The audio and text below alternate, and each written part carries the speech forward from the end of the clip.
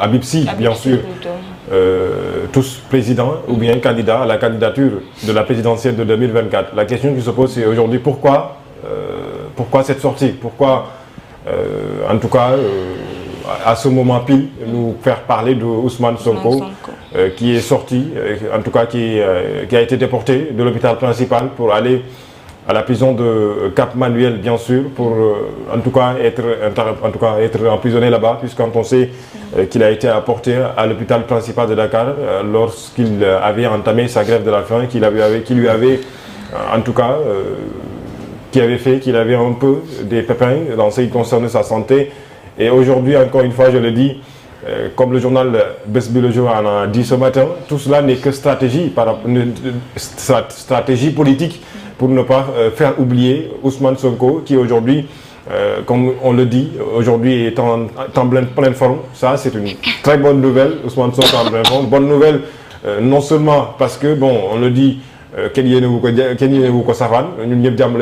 donc très bonne nouvelle, oui, mais aussi très bonne nouvelle pour ceux qui aujourd'hui, en tout cas, misent sur Ousmane Sonko pour peut-être porter le projet de PASTEF, même si sa candidature reste toujours, en tout cas en pointillé, en suspense. Est-ce qu'il sera là ou pas? Est-ce qu'il va défendre, en tout cas porter le projet de PASTEF comme ils l'ont toujours voulu en 2024 ou pas? Souvenons-nous, c'est elle qui disait toujours qu'ils n'ont qu'un seul candidat, un seul plan, et c'est Ousmane Sonko. Maintenant, on voit d'autres stratégies. Est-ce que c'est des plans ou pas? Mais en tout cas, c'est des stratégies politiques. Quelle qu'en soit la situation, aujourd'hui, cette nouvelle, en tout cas, c'est une excellente et bonne nouvelle que Ousmane Sonko soit, en tout cas, en bonne nouvelle et qu'il reprenne le courant de sa vie. Espérons de voir maintenant qu'est-ce qui sera la suite par rapport à cette sortie dite politique, ou en tout cas, cette sortie qui a un regain stratégique de ne pas faire oublier le candidat ou bien le leader de l'ex-parti PASTEF, Ousmane Sonko. Un homme en pleine forme, nous dit Habib Sy et bien sûr Guy Marius Sagna, Birahim. Pourquoi ces nouvelles? C'est la grande question que l'on se pose actuellement. Oui, c'est normal. Maintenant, ils peuvent le faire. Parce que quand Ousmane Sonko était à l'hôpital principal, c'était impossible, puisque seuls ses avocats avaient la possibilité de le voir. Je pense ses épouses également et son chef de cabinet Dibi Ndiaye. C'était presque les rares personnes qui avaient la possibilité de le voir. Quand il était à Sébikotane également, il n'y avait pas beaucoup de nouvelles concernant Ousmane Sonko puisqu'il ne recevait pas beaucoup de visites également. Donc finalement, ce que moi je retiens, c'est que le Cap Manuel est, comme je le disais quand on parlait de l'envoyer au Cap Manuel, que ses avocats ont rué dans les brancards pour dire que non, on ne nous a pas averti, qu'on l'a enlevé, ou presque c'était un enlèvement, on l'a sorti de l'hôpital principal pour l'amener au Cap Manuel sans nous avertir.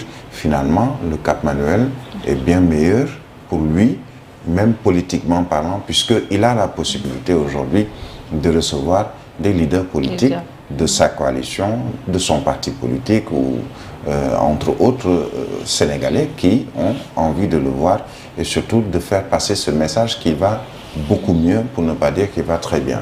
Quand on nous dit qu'il a repris son sport au niveau du Cap Manuel, quand on nous dit qu'il est très souriant, jovial à la limite, c'est une très bonne nouvelle déjà pour ses partisans, ses militants, ses sympathisants qui avaient beaucoup d'appréhension sur son état de santé. Il est passé d'un stade assez compliqué sur le plan de la santé à une meilleure forme. C'est bien, tant mieux pour lui et tant mieux également pour la démocratie sénégalaise, puisque aujourd'hui beaucoup se posaient des questions sur Ousmane Sonko, sur son intégrité physique.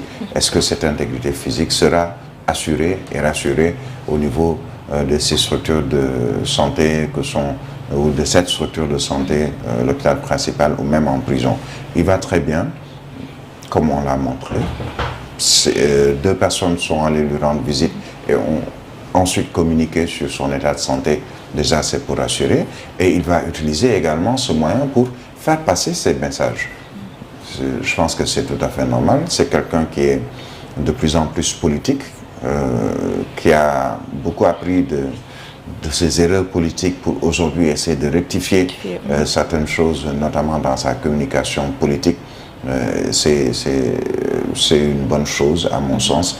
L'essentiel, c'est que aujourd'hui, que ce soit Habib Sy ou Guy Marius Sagna, ils sont pour le moment les premiers porteurs des messages de Sonko, mais sûrement vous le verrez dans quelques jours ou dans quelques semaines, d'autres leaders politiques, notamment de Yewwi Askan Wi, lui rendront visite et sortiront également avec un message, une manière pour eux de montrer qu'il est encore là, peut-être loin du jeu politique ou hors jeu politique, il y a un journal même qui en parle, mais qui est toujours maître de son jeu politique, et surtout sur le plan de la communication.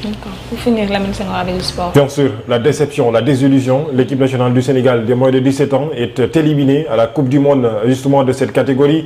Les Lionceaux n'ont pas été donc à la hauteur hier face à l'équipe de la France, Sénégal, qui a donc été éliminée et battue par la France, après avoir battu bien entendu par l'équipe de la France, les Bluettes qui ont donc battu le Sénégal en tir au but, bien entendu, donc 5 buts à 3.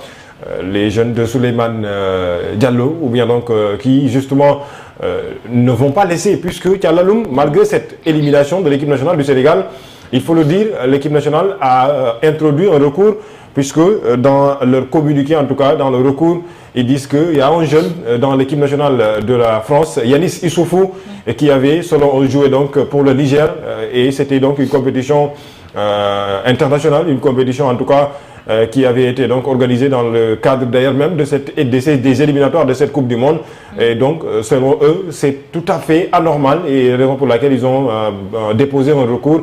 On verra qu'est-ce que va donner donc ce recours.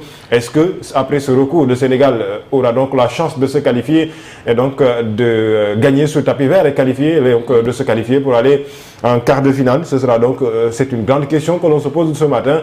Mais retenez que pour l'instant, les Lionceaux sont éliminés de cette compétition du mondial, donc Indonésie 2023, mais toujours donc dans le journal Web Sport, vous le voyez tout en bas avec les Jeux Olympiques Tokyo ou bien donc Paris 2024.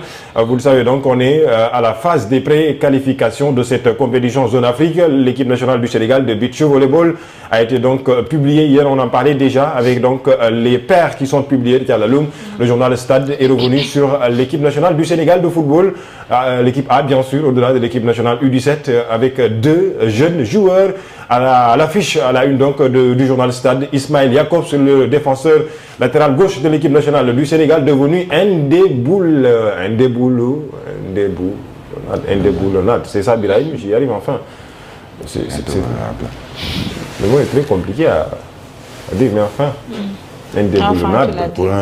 Pour lire, et ça c'est peut-être pour ceux qui sont à l'école aussi, pour lire ce genre de mots, il faut juste faire ce qu'on appelle diviser ce mot en syllabes, ou comme c'est indéboulonnable, et ensuite essayer de le dire en ce mot. Voilà. Merci. On y va déjà là, on reprend. Merci à Ibrahim aussi. Merci à Ibrahim, on reprend. Indéboulonnable, bien sûr. Enfin, merci à toi, Ibrahim. Merci à toi, Lamine Senghor. C'était la une des journaux. Paris ce jeudi. On enchaîne tout de suite avec le journal.